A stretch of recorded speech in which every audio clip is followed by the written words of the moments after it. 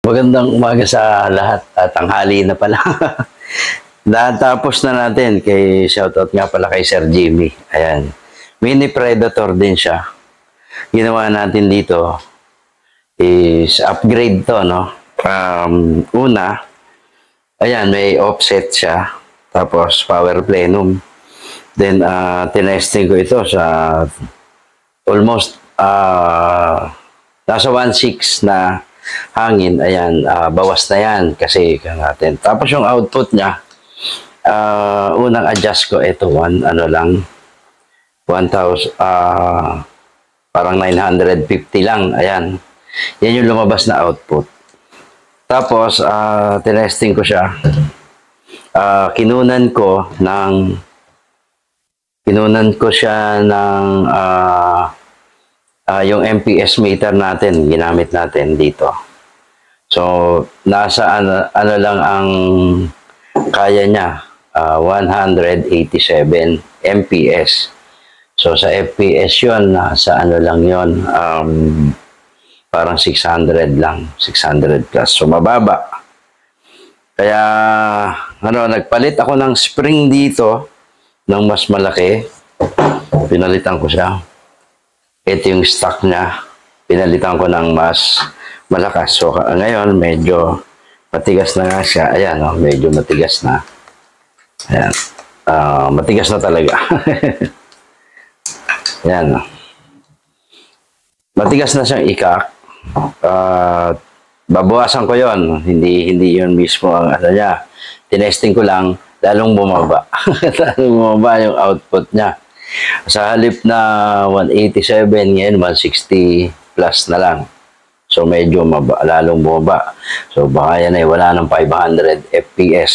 So, makikita nyo naman, may power plenum na, may regulator. Kaya lang sa regulator, mababa pa yung output.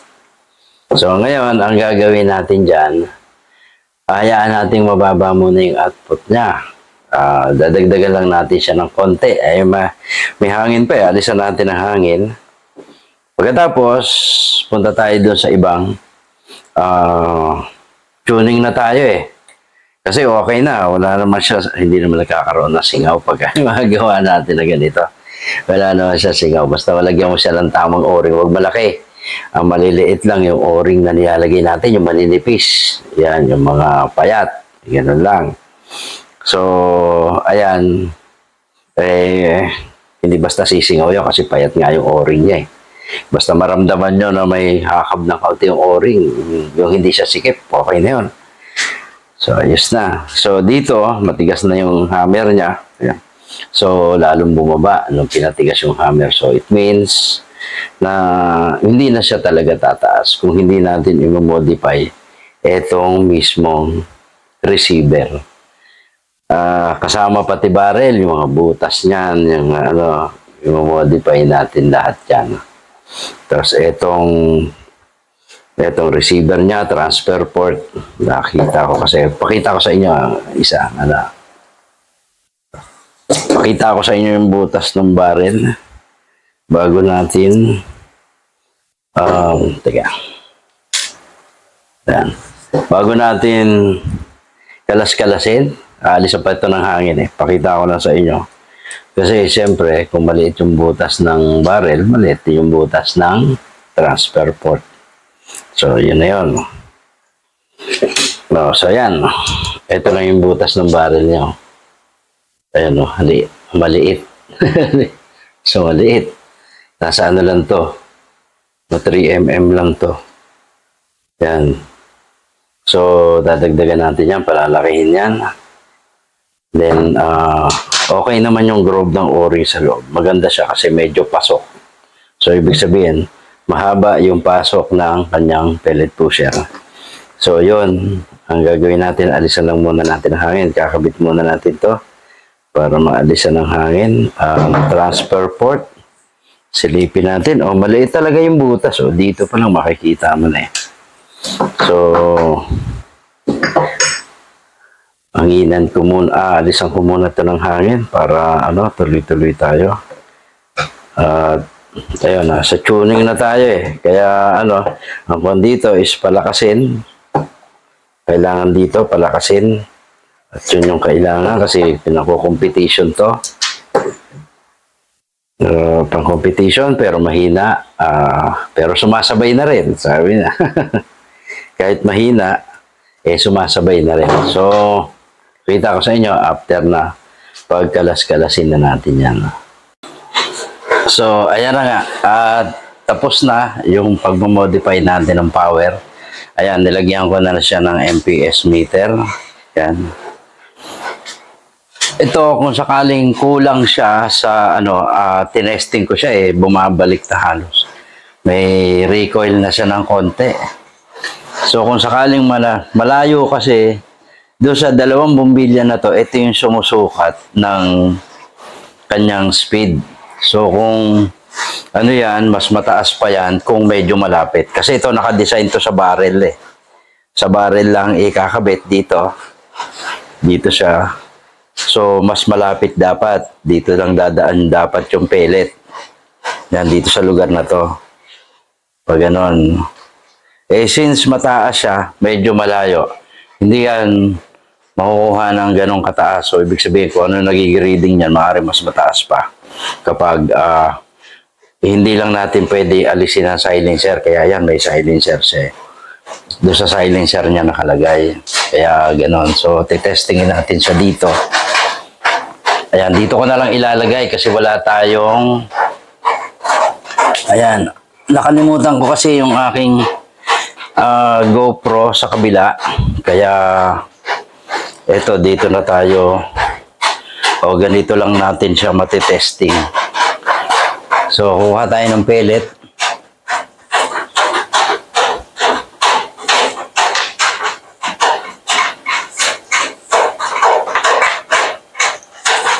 Yan, may pellet kasi siyang parang iskopeta ba ito o yung isa na iba, kalimutan ko.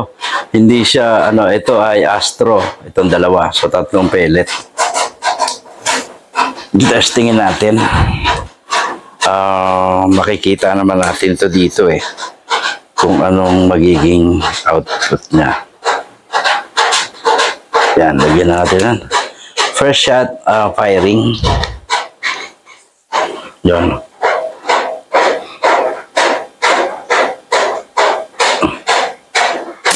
Oh, 225. 225, pero sabi ko nga sa inyo, malayo pa. Tsaka lakas. Bumabalik. Kaya ito, kung susukatin mo doon sa FPS meter talaga, kuhanan ito yung target natin. Tayo, papakita ko sa inyo. Oh, 224. Umaano siya.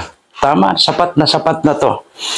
Kasi sinubukan ko na tong nung hindi pa siya, ayan, medyo masikip yung yung pellet na ibang klase, yung siya. Ito, isa pa. Oh, so bumabalik. 240. So, ayan, yung kanyang output. Titingnan natin Pakita ko sa inyo. Ang output niya sa regulator is almost 1.5, nasa 1.450 rin siya kasi pinababa ko talaga siya. Siguro 1.5 talaga yung output nito. Ngayon nasa 1.4 siya hanggang 1.450. Pero ang galing, bumabalik na siya. Umaatras na gano'n, no? Sa lakas. So, ano na tayo doon? Ayan, pakita ko sa inyo yung naging, niya, una, first shot niya. Ayun, yung pangalawa, 224. Number 3, 240. Ito, hindi na makita yung sunod. Yung 5, wala na. So, tingnan natin ulit yung 1. Teka, 13, 14, 15. Ganun pala to. So, 240, 230 plus at saka 240. So, titingnan natin kung ano talaga yung convert natin sa FPS. Kaya titingnan natin kung ano siya sa Pero yun eh, ano na, hindi ko na yung dadagdagan ng power pa. Kasi yun na eh, kuha niya na yun eh. Kasi ramdam ko na, bumabalik na yung airgun na ganun. Ito yung puputok siya, maatras na siya. So, yun nga, ang napansin ko is, napansin ko sa kanya, dito, malayo siya doon sa valve na sumusukat ng speed niya. Malayo siya ng mga siguro nasa mga 15 mm hanggang 20 mm. Yung layo niya doon sa dapat daanan ng pellet, malayo siyang gano'n, mas mataas siya. Ito yung dalawang valve sa baba. Ayan, yung dalawang valve na yan na sumusukat ng speed niya. Ayan, tingnan niyo, nagleletra siya pag hinahawakan ko. Tingnan niyo. Yan kasi ang sumusukat ng speed. Since naka-silencer siya, hindi siya nakatungtong mismo sa barrel. Itong lagayan niya, oh. Kita niya yan. Diyan dapat nakalagay yan. So, nasa 20 mm. Yung layo niya, 2 cm. Ang layo niya doon sa bumbilya. Doon sa dapat dadaanan ng pellet, ha. Yung bumbilya, mas mababa pa. Kung yung bumbilya ang titingnan natin, is nasa 30 mm. Ang layo niya doon sa valve. So, dapat siya is, eto lang, dapat siya nasa 10 mm lang. O wala pa. Kasi tingnan nyo kung maigi. Oh. Dapat dito lang siya, oh, yung barrel. Dapat dito lang nakahiga. Ayan, dyan lang. Dyan lang siya dapat hihiga. Pero, mataas siya kasi doon sa silencer natin kinakabit yung ano na, dapat sa barrel mismo yun eh. Eh kaso hindi tayo pwedeng mag-alis ng silencer dito, sobrang lakas pumutok. Yun na nga lang ano siya eh, sobrang lakas na eh.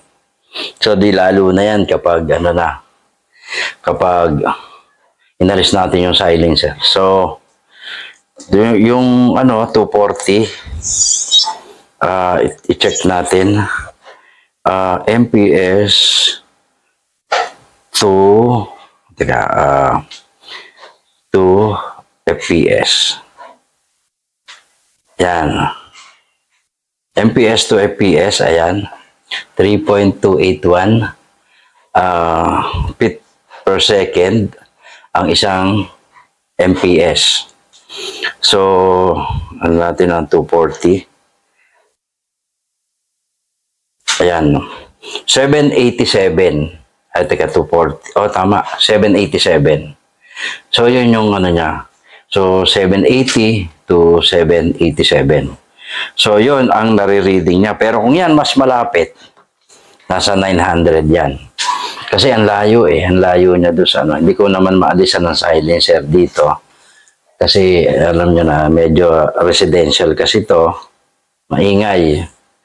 Kaya, ayun.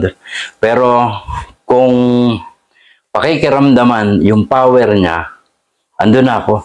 Kasi yung mga sinukat ko noon po, pwede pa akong mag-shoot doon sa kabila ng walang silencer. Eh, 900 plus na yon hanggang 1.2 yung mga ganong ka, ano. Pero dito, since mararamdaman kagad na tutuwa yung may-ari nito. Kasi, ano siya, hindi, pag hinawakan mo ng isang kamay lang, ramdam mo, umaangat na gano'n. So, umaatras siya sa lakas ng buga ng hangin. So, yun, doon pa lang, sa paghawak pa lang ng may-ari, mararamdaman niya na talaga yung laki ng pinagbago talaga. Kaya, hindi ko na yan, anuhin. So, ibig sabihin, 240 doon sa mga, ano, pag dito ko susukatin ang gano'n, Pero yan, pero hindi ko na kailangan, ano yun, nakampante na tayo yan. So, ayos na yan. Sir, ano nga pala, Sir Jando sa Mindanao, maraming salamat sa iyo, sir, sa pagtiwala mo sa akin doon sa pag-ano. Ngayon, ang isa sa, ito, ginawa na nga natin. Ayan, kung makikita nyo, ito, kung makikita nyo yung barrel niya, ang silencer niya is nakapatong sa tangke. Kasi hanggang dito na lang yung ano niya eh. Hanggang dito na lang yung barrel niya eh. So tingnan nyo kung gaano pa kahaba yung tangke. Kaya ang ginawa ko, dinesign ko siya na ano siya sa tangke. Nakapatong siya o halos mas mahaba lang siya ng konti. So tingnan nyo. Yan. Yan yung kanyang, ano nga yan, itsura. So, okay na to. Ang ano na lang dito is gagawin ko yung kanyang barrel band with adoption of na ma-adapt yung kanyang, dito ko na lang ilalagay yan sa may tangke, sa may puno ng tangke. Para doon na rin ilalagay yung kanyang bipod. So ito, meron siyang bipod dito, ayan.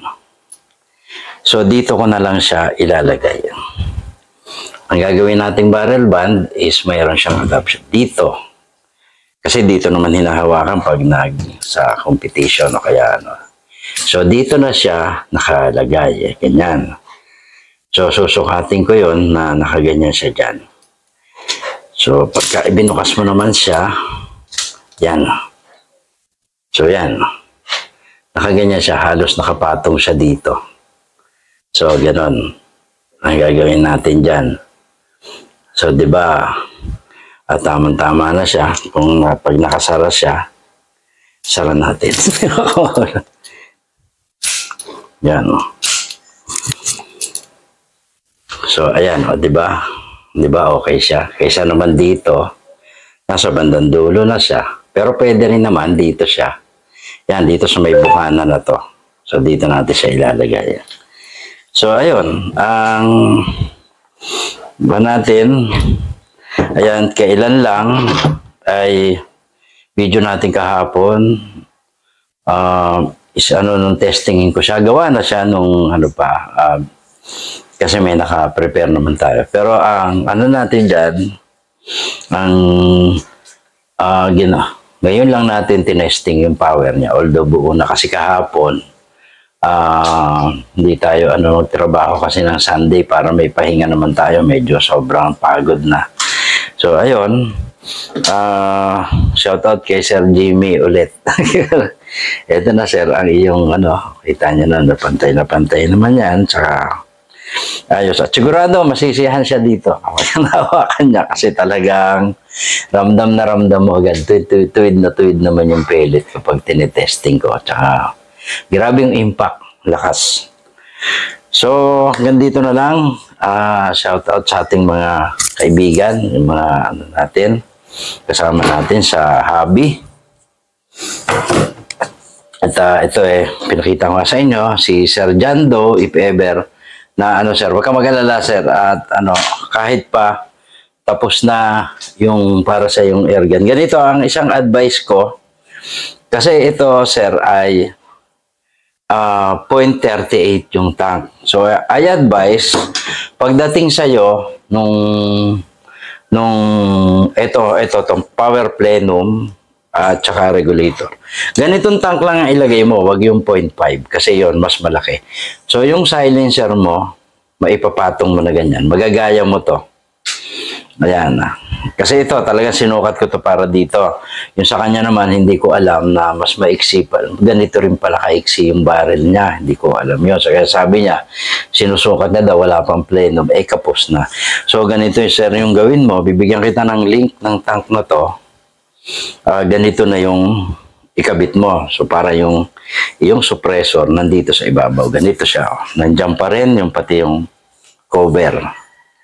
Diba? Nandiyan pa rin yung cover mo ng barrel mo para hindi pangit tingnan. Maliit kasi ang barrel nito Parang 14 lang o 12. Hindi ko pero kalimitan 14. So, ganyan. So, ito, na natin, barrel band na lang yung gagawin ko para malagyan ng yun yung bipod. So, tapos na ito. Hanggang doon na lang. So, maraming salamat po sa inyong lahat ulit sa patuloy na pagsubaybay sa atin na tayo tutuwa naman ako kahit kukunti pa tayo. Masaya at saka nandiyan kayo nagtatanong. Pasensya na lang doon sa doon sa iba na hindi ko pa masagot yung tanong. At gagawa po tayo ng video, dinadagdagan ko lang pag dami-dami niyan. sasagutin ko po yung inyong mga tanong dyan kasi technical po yan. Tinitira kong mga tanong is yung ganon. Yung dapat may time ako mapaliwanag ng mabuti kung kung bakit ganon yung sagot, bakit ganyan, ano bang dapat, at anong ibig sabihin. Ganon po yung gusto kong ginagawa para higit nyong naunawaan kung anong meron doon sa sagot na kailangan ganon para may paliwanag ko rin. So hanggang dito na lang. Maraming salamat.